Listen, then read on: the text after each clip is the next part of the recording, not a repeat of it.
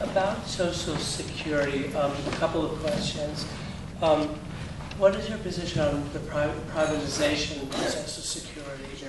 And then the second question would be, what about this new initiative to sort of push back the age in which Social Security would be available? Right. And that's a great question.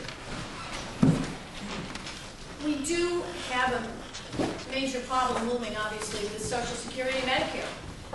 And one of the challenges of understanding these things for any of us is that if you actually look at what it would take right now to put Medicare plus Social Security, those two major entitlement programs, on a secure footing for the future, we'd actually have to put away $109 trillion. That's the so-called unfunded liability.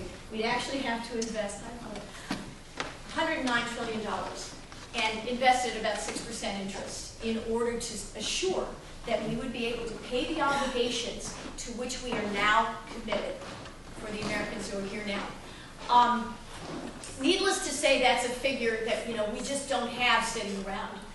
The entire gross domestic product is about $14 trillion. Our national debt right now is fast approaching that. In fact, the Congress, as you know, and Congressman Hall voted for it, has raised the debt ceiling to essentially very close to 100% of our gross domestic product. And that's just to pay for current obligations, basically. I mean, it's the budget deficit is enormous. So we have to think about how we're going to deal with this problem, because Social Security is running out of money. It's going to be bankrupt by 2016, something like that, depending on the figures. One of the reasons we've accelerated the date at which Social Security is going to be bankrupt is because this government is collecting less in tax revenues now, because the private economy is doing so poorly.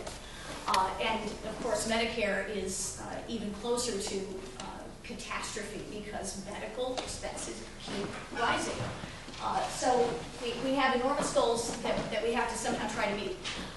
What I just alluded to with Social Security, bankrupt faster because our private economy is suffering.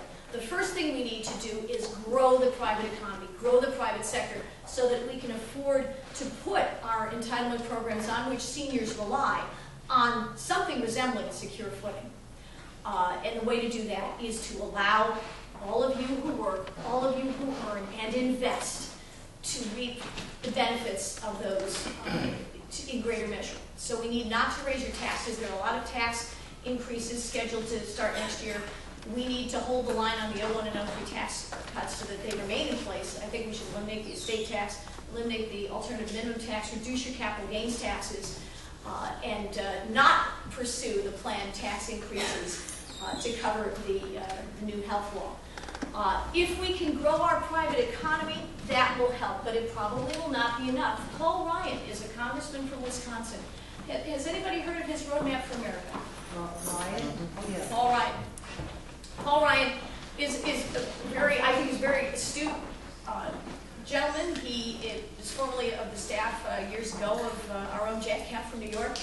And he's written a plan. He's the only member of Congress who's actually undertaken a written plan that would make some sense for winding back some of the expenditures in Medicare and Social Security, and some of the ideas do include privatizing part of people's Social Security accounts. I think it's worth considering. I think it's a matter of, again, do we put a degree of trust in Americans to manage their savings? Because the real sad truth is that our young voters aren't going to realize probably any, unfortunately, what they put into Social Security. They're very, very low. When Social Security started out, there were 42 workers for every one beneficiary. That was, of course, back in the 30s. Now there are 2 to 3 workers for every beneficiary. So, we can't afford it, which is why people talk about changing the age at which you can collect benefits. We can't change the benefits for people who are getting them now and depend on them, but for people like me who have not yet received them, I think there are going to be some changes along those lines, and I think they are definitely concerned.